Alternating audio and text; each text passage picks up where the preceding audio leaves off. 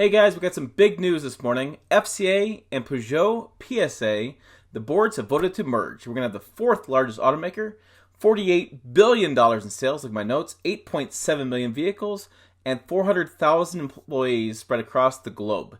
This is big news. So we're going to get started talking about what's going to happen with Ram brand and Jeep brand, give you my speculation, and what matters to you in the US, and how this affects that company globally. We'll get started right now. Hey, it's Tim Esterdahl, Pickup Truck Plus SUV Talk, and if your passion is trucks and SUVs like mine is, make sure you subscribe, click the bell, and smash the like button. We're talking trucks, and in this case, we're talking a huge merger. So let me put this in perspective. Again, we're talking $48 billion. We're talking $8.7 billion in annual sales, or 8.7 million vehicles, $48 billion in sales, and 400,000 employees. They're looking at savings of like $3 to $4 billion a year without closing factories. This is going to be through finding ways to cut costs, cut corners. I'm not going to use, not cutting corners, but streamline their services across all the company, stop redundancies, and save money. Okay, so you have that big news. This is going to put them behind VW, Renault, Nissan, and Toyota. This is the second time this year FCA has went out and tried to find a partner. When the Renault-Nissan merger failed earlier this year, thanks to the French, they went back and talked to Peugeot, and Peugeot's board said yes. I mean, this is fast news. Came out Wednesday. It went good and got approved on Thursday. Things are happening. So what does that mean? This means Peugeot is going to have more access to U.S. markets. So Peugeot has already announced they want to come to the United States and sell cars again. And so having those FCA dealerships across the country, it gives them a good, easy way to get a toehold back in the United States, opening up new dealerships. The reverse side, FCA gets more access to Europe, Asia, and China markets. And, the U.S. market's a huge market, but China is the world's largest automotive market. So this is big news for FCA. They can have an easier foothold. Again, you just add another brand dealership lot, add a little bit more, expand the lot a little bit. It's a lot easier to get into market that way than starting from scratch, distribution from scratch, all that kind of stuff. Now, in the Peugeot, I've been practicing that, Peugeot PSA, it's a group. They have Peugeot, Citroën, and Opel. Opel is the brand that GM fumbled around with for years in Europe. And so those three brands get together. In FCA, we have Fiat, we have Chrysler, we have Dodge, we have Jeep, and Ram. And by themselves, Jeep and Ram brands basically carry the company. So Peugeot is going to be known for small cars. FCA is known for large cars and large trucks and muscle cars. So another part of this merger has got to be talking about electric cars. Peugeot and Citroën have done a lot with electric cars. The European 6 standards are calling for more reductions in pollutions over in Europe, Asia, and different places like that. So those standards are just like the EPA standards. They're doing a lot to reduce pollution. So I'll put a photo on the screen of a Peugeot. This is 208. This looks like a VW Golf with the hatchback. And this car was released, and you can do electric version of this car. There's also a strong electric truck business, light commercial vehicles. Since 2013, Citroën has been very involved in how they're going to launch vans and make them fully electric. And by 2025, Peugeot and Citroën I should say, is aiming to be 100% electric powertrains throughout their van lineup. So Ram can, utilize that information from the EV vehicles, and then also kind of use those vans as a way to put their own brand on it and really expand their brand across the globe. Sharing those R&D costs, especially when it comes to autonomous vehicles, that's a big deal as well.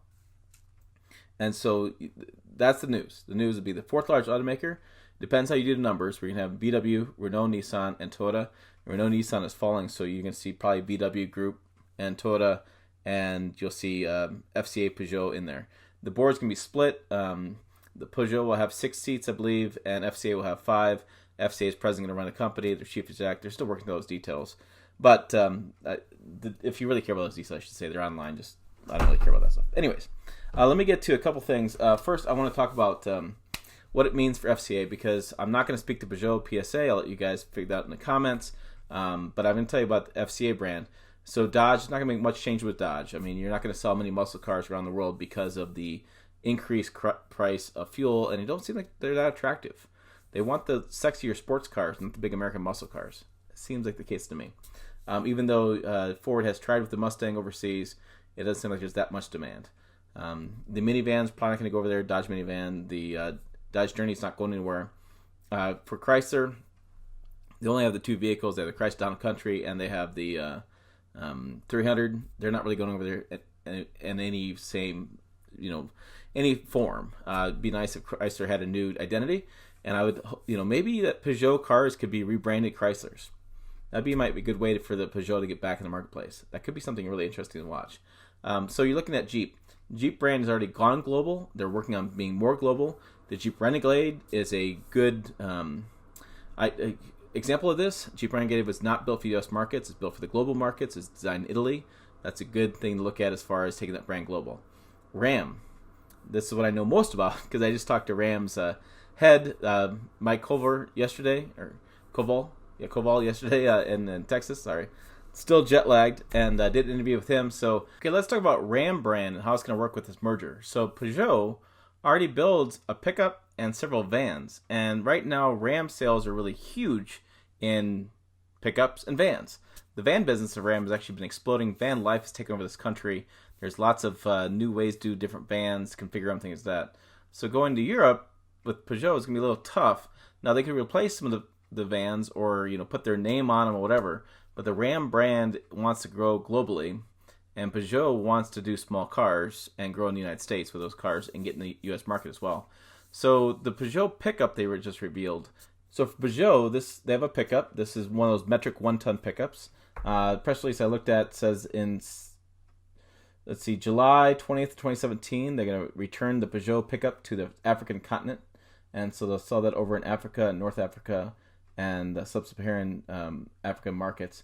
And so that pickup is going to be used in those areas. That'd be an area of desire for Ram. I would say they'd also want to grow in China and Asia as well. So if you don't know this, Thailand is the world's largest mid-sized truck market in the world. So that'd be one place to go to. They're also looking at their van sales. Van sales in Ram are the hidden secret of the marketplace right now, and van sales overall blowing up.